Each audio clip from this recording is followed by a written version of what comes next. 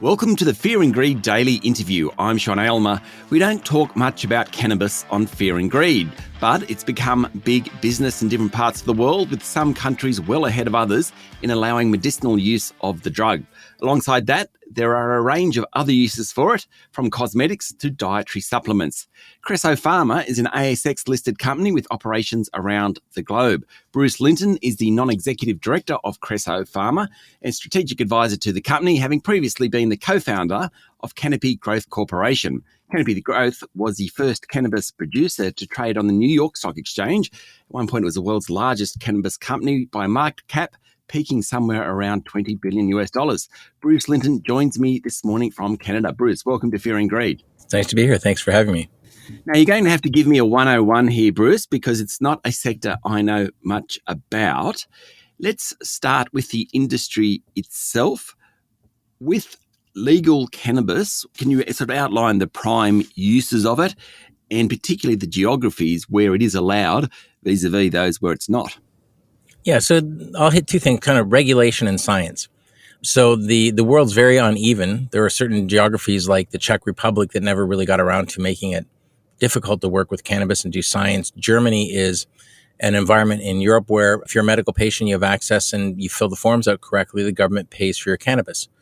You go all the way around to sort of another unusual world, could be the US, America, in that it is federally illegal to have cannabis, meaning you can't cross state lines, you can't use banking, you can't list on exchange, but certain states allow people to have either medical or recreational state by state. So that's kind of a choppy platform and very difficult for investors, even though there are some great companies. If you go north of the border to Canada, it started in 2001 with a federal program for medical cannabis, meaning that a doctor could prescribe it. So for more than 20 years. About 3 or 4 years ago, it began a program of adults choosing if they wish to buy cannabis legally versus what everybody else does around the planet, which is they buy cannabis illegally. And so that's sort of the framework, and it goes all over. The part that's interesting on the regulation is we talk about 2 ingredients in a cannabis plant, principally THC, which is the one which causes a psychoactive effect, gets you high, and CBD, which seems to have properties of potentially calming in high dosage with children who have spasticity. It may sort of stop the seizures, and it has a number of applications in skincare. But those are only 2 cannabinoids in a plant that has about 100 of them. And so the rest of the world doesn't regulate the other 98. And right. So it's an interesting platform to think about what's next, because it's only 2 out of 100 of the molecules are really governed, and only a small percentage of the world's population have a regulated platform at all. Why was it illegal originally? There's a bunch of theories on it, and they range from no one probably would have made it to Australia or America with a boat if they didn't have ropes and rigging made out of hemp. Yeah. Now, hemp is about 20 feet tall and looks just like a marijuana plant by the leaf, but is much higher. It got banned, and so did cannabis. Now, cannabis, when it was banned, was called marijuana. And there's a theory that in the U.S., both of the bannings may have occurred for different reasons. One was that things like nylon invented by the DuPonts maybe didn't like hemp rope hanging around. And the second part was that marijuana may have been used by immigrants, and that wasn't necessarily fully welcomed by the governing older white folk.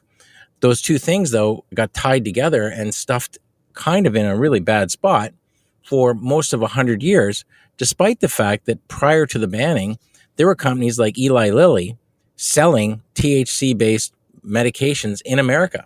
Yeah, right. And so it's just this really unusual thing. Henry Ford made cars 100 years ago that had components made from hemp, the non, think of the fiber, and they had fuel that drove the corporate fleet, which was biofuel from hemp plants. So really, in a sense, we're just starting to see the return to a rational response rather than what governed us for a long time, which was just sort of a marijuana hysteria without really questioning why Grandpa hated it. Okay, so if we bring, I sort of jumped out of your train of thought then. So we talked about the regulation. We talk about the science now. You said 2 molecules, THC and CBD, I think you said, were the 2 which are outlawed. And I'm not talking about the central business district. I recognize that could cause some confusion in the wording structure of Australia. That's true. But do we know what cannabis can do for us, I suppose is what and I'm not here to glorify cannabis, and I'm also not here to be cynical about it. I'm just interested. To an extent, there are over 100 studies now that are referenced as peer-reviewed studies. They could be observational, phase 2, phase 3. The FDA, the Food and Drug Administration in the US, has approved a CBD-driven product, and it came out of a UK research firm which was called GW Pharma. Probably had something because a large pharma company called Jazz paid about $7 billion US for them. So there's evidence of efficacy, but it's just beginning. And the most unusual parts are kind of things like, well, if it works for a human, it might work for a mammal. Well, there are still no veterinarian studies on how it could help your COVID puppy not be crazy when you come to work, or how may it help a racehorse recover from an exercise program. Yeah. The regulators for the Olympics have said that CBD is not a performance-enhancing drug, so Olympic athletes can use it as a way to diminish inflammation after a heavy workout. So that there's becoming more and more, I'll call it data-driven outcomes, but we're still at the very early stages of that, because what about all the other 98 molecules and how can they combine? So a joke people might think about is when some people consume cannabis, they get the munchies, they're hungry. Well, that's funny, but it's also true that if you are in an oncology treatment feeling nauseous, some people find that cannabis will actually make them not feel nauseous and have an appetite. So that could be quite beneficial. But if you can make somebody hungry when they're ill and feel, nauseous from an oncology treatment, could that same sort of molecule set be inverted to generate the absence of an appetite? Yeah. And there's work being done on things like that. So imagine the resolution of how many problems globally could occur if what you could start to do is manage obesity by diminishing appetite. So these are the kind of points of the spear that are emerging, and it's a very disruptive potential. Stay with me, Bruce. We'll be back in a minute.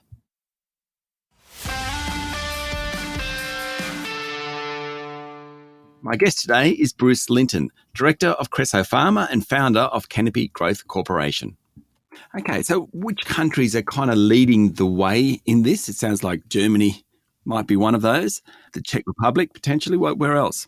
Well, so like America's doing very, very good work with CBD. And the reason they are is they had a way to govern CBD. They haven't figured out federally how to do THC, the psychoactive one.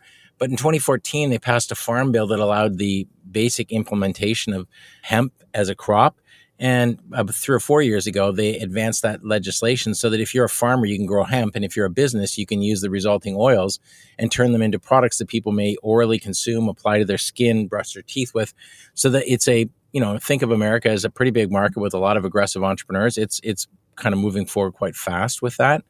THC as a medical platform for experimentation, odd pockets, but places like the UK, which, I think we all recognize as a pretty conservative type spot, are starting to look at and implement trials with their first responders. So think soldiers to ambulance drivers. Yeah. And they have like 5,000 person studies, 4,000 person studies where they're trying to see, can they use some portions of this plant to diminish what occurs when you're in that kind of line of work, which is sort of 1 in 2 have some form of mental trauma injury as a result of the work they did. And what they prefer to see is use potentially this plant and portions of it rather than heavy narcotics, alcohol, or, often we see suicide as an outcome. And so these are becoming pretty moving studies. Okay, so let's bring it back to Creso Pharma, which is listed here, though mostly operates in North America. Am I correct in saying that? Well, it's an interesting company because rather than picking one country to try and do one thing, it picked the best country for 3 things. So in Switzerland, we have a science team whose purpose is to research how do we make products we buy or have better, and how do we invent products for cohorts where we don't see them. So I keep talking about my COVID puppy because I have one, and I'm not yet at home, and I don't know what Sophie's doing, but it probably involves howling and scratching. Probably. How could I get a chew that it would moderate that? So we got our Swiss group doing optimization and invention. In Canada, we have a facility which produces recreational cannabis sold federally, legally, so we can be on the ASX because we don't break any rules. And it's been growing rapidly in terms of market share, revenues, and is on the path to profitability. And we announced a transaction to enter the US by buying a company that's been around for about 12 years using various botanical inputs and now increasingly CBD, the hemp plant's oils, to make everything from the toothpaste I use to first aid treatments, creams for that nature, to things that give you some great protection if you're out in the sun, and some products that if you didn't put on the suntan lotion, you can get sunburn sort of remedies. And so that company, think of them as a diversified product company, which we now will own shortly, and can start taking our science from Switzerland and advancing their products. So really, we're kind of active in those three countries, but we've had sales of our products from Poland to South Africa. And so it's a very interesting company. Why are you listed on the ASX though? Why are you listed in Australia? There was at a point in time only a couple of places you could start. You could be listed on a Canadian exchange or an Australian exchange. Those were really the two. And so what they did is they had a science-driven company in Switzerland that listed. With that listing, they built some capital. They made an acquisition and developed the activities that are in Canada, which go from cannabis. I didn't even get into our psychedelics research company, because you can be on the ASX and play in Canada as long as you don't break the rules like you would if you were doing the same thing in America. Yep. So there's, really, as often is the case, Canada and Australia, when it comes to capital markets and listings, are two of the more, I'll call it, open-minded jurisdictions that make it possible. Okay, so if I want to buy into what's the investment case for Creso? Because undoubtedly there's potential there for cannabis in, from dog chews to medicinal purposes, well before you get to recreational even. It just seems that there's lots of barriers, be they regulatory, be they people's attitudes. So why should I be investing in Creso Pharma? Well, I think barriers are actually kind of a good thing, and especially if they're based on sort of like you're not sure why you have them, but you almost inherited them from like a family tree or something. Yeah. Because over time, science shatters them. I've seen that in Canada. The other part with Creso is they've been around for 6 years, and it hasn't been the most thrilling ride if you're an investor. It's been kind of like the roller coaster riding downwards. And I only joined on in January because I loved what they were doing with science. I could see a piece that we could buy in the US, and that we could then use that as a platform to add more acquisitions and grow revenue. And, if you can do a good job and become, say, a $50 million a year revenue company, you start being in a conversation that's interesting.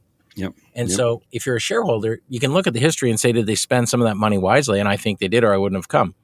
Now the question is, will they execute on acquisitions and grow a company that increases its profitability with each acquisition because they understand how to pick them and how to put them together?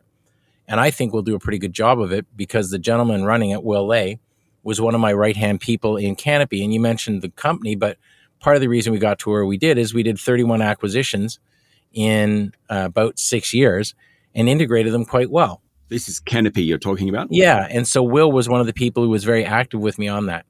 And so I think Creso's in a spot now where they have a history of science, a focus of geographies, revenue that's ramping, and a team that can now start adding more revenue to that platform, I think, through quite good acquisitions. One final question, Bruce. What's the future hold for cannabis? Where do we get to in 10 years, 20 years? I think most of Europe is going to be pretty rational, because when we think about Germany is going to have a recreational platform on top of their medical platform within about 2 years. Yep. When Germany does it, I think that opens the doors to a bunch of countries that want to think about how do they increase tourism, like Greece and Italy. It starts to make it a green light for places like France to move on it. The UK feels compelled to move. So all of a sudden you have the European group moving. I think Australia by that time will also be in the game. When I say in the game, the way you regulate things in Australia is a little bit different than other places, so that I bet you'll have some states that say this will enhance tourism and increase GDP. It already exists. Like, you and I are pretty nice and pretty smart people, but we didn't invent cannabis. So all they're going to talk about is, can we regulate it, tax it, collect some income? And so within 10 years, I would expect to see a majority of the population of the planet under some form of regulated platform. I would expect to see a number of products that start to work with mammals. I've talked about dogs to cats to horses. And it's going to be bizarre, because we'll be able to say, well, we've been testing this stuff on humans for about 2,000 years. It's time maybe we let the dog have some. It's the other way around, isn't it? Yeah. Just sort of in closing, if you think about people who are, say, 70, 75, 80, what about the aches and pains, the anxiety, and the lack of sleep? Now, there's lots of ways to manage that, but one of them is also with cannabis. Yeah. And the side effect might be that they're happier and they get a little hungrier. Last time I checked, there's no cure for getting old. And if the side effect of the medications people are having don't diminish their cognitive function, and they end up being a bit happier and a bit hungrier, and they can get to that next 10 years of life with some enjoyment and some vitality, there's going to be cohorts like that that influence the younger people. And I think that's on our immediate horizon. Bruce, thank you for talking to Fear and Greed. Oh, thank you for having me on. That was Bruce Linton, Director of Creso Pharma and founder of Canopy Growth Corporation, coming from Ottawa. This is the Fear and Greed Daily Interview. Remember, this isn't an investment podcast. You should get professional advice before making investment decisions. Join us every morning for the full episode of Fear and Greed, Australia's most popular business podcast. I'm Sean Aylmer. Enjoy your day.